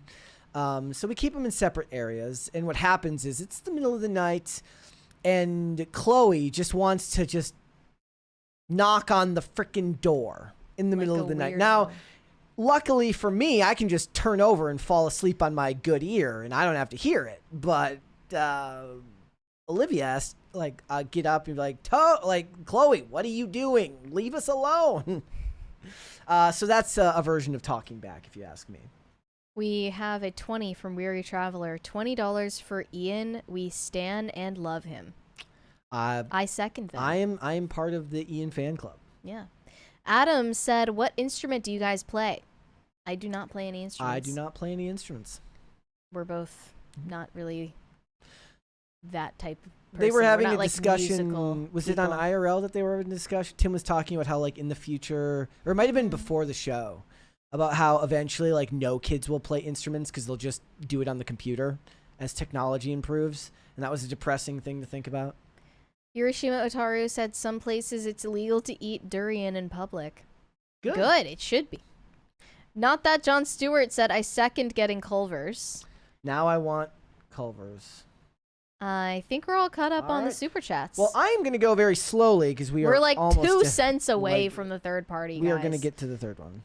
It's Friday. All right. Can't leave us hanging. Guys, before we go, would you hit the like button? Oh, there's one more there. Oh, from High Voltage 75. That definitely did it. Brett, what do you think about the next Terminator being penned by Cameron himself, his first since T2? Apparently, it will have nothing to do with past films and focus on modern AI concerns. I'm not going to lie. I hate it. I hate the idea, and I'll tell you why. So, one, it's at least better than how they would lie when they would promote the new Terminator movies by saying, like, with producer James Cameron, which doesn't mean shit. It's like when they were like, it was like Man of Steel, produced by Christopher Nolan. Doesn't mean shit because he's not the director and he's not the writer.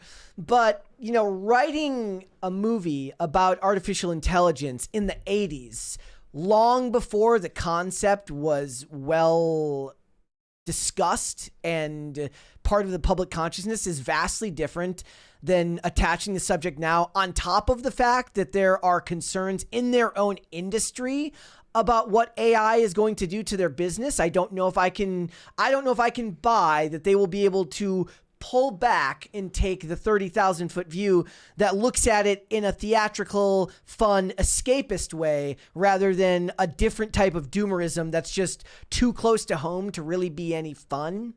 But I don't even know when the hell he's going to find the time, because he's got Avatar 4, 5, 6, 7, 8, 9, 10, 11, 12, Kalamazoo, 8,000 movies to make before he dies. And I don't know if he's going to have time to do that. But we'll have to wait and see. It'll be interesting. Gordon Shumway said, of course the Swedes have problems. Why do you think the Vikings invaded and plundered other lands? It was cold and miserable in Sweden, and you couldn't grow anything and eat that horrible food. Ugh. The only thing they had to eat was fermented fish, I guess. Sounds disgusting. Sharkbait Fitz said, I love my suitcase. Suitcase. Adam said, that means you guys sing then. I don't think it means that either. Zach Yandel sent us a sticker. It looks like a controller jumping for you. joy. Thank you. And the next one was Shane H. Wilder. Third party for the win. Have a great weekend. I'm dropping something cool, or cool to me at least, on Sunday. God bless. Thank you, Shane. God bless, Shane. I don't know why, but Zach Yandel's I liked it. It's just a controller jumping for joy. It makes you really happy. I also like 16-bit mascots comment here. It just says, I heard Avatar 9 is going to be dope. Oh yeah. Yeah. You have It's like, no idea. there's going to be that person. It's like, you didn't like Avatar. It's like, look, I know that 1 through 8 are kind of mediocre, but once you get to 9, it really starts to pick up. Mm-hmm. All of them 2 hours and 50 minutes long. Adam said, you guys give me lead singer vibes. We can't both have those vibes. I can't sing, so that's not going to happen. Seth Essington said, have a great weekend, everyone. Thank you. You too. Jewish AF of Christendom said Ian voted for Obama. A lot of people did. Did he say that? Did you vote for Obama, Brett? I did not. I did not vote. At that You didn't time. vote that time around? Thank you. I voted for Obama. I voted for Obama twice. That sounds like you. When Thank you were like 8 years old. Yeah. All right, guys. Yes, I did. One more. High Voltage 75 said, putting Ian on Screw the Haters. I agree, and we will. We will do that. All right, guys, before we go, hit the like button on this video. Subscribe to the channel if you have not subscribed here yet already. Also, do that if you like your suitcase. Mary, where can they find you? You can send me validation on Instagram at MaryArchived, or you can send me hate on X. That is also MaryArchived. There's one more there. DCNC said, a Swedish girl once told me the reason Swedish chicks are hotter than British girls is that the Vikings took all the pretty ones home after raiding. That actually makes a lot of sense. All right. I'm going to go watch the show Vikings this weekend. I remember that. Yep, Catherine That was a Winnick. hit.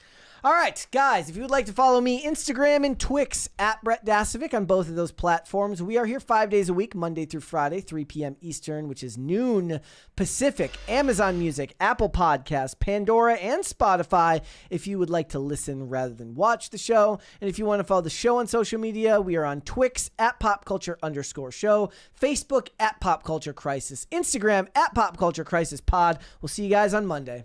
Later, everyone. Bye.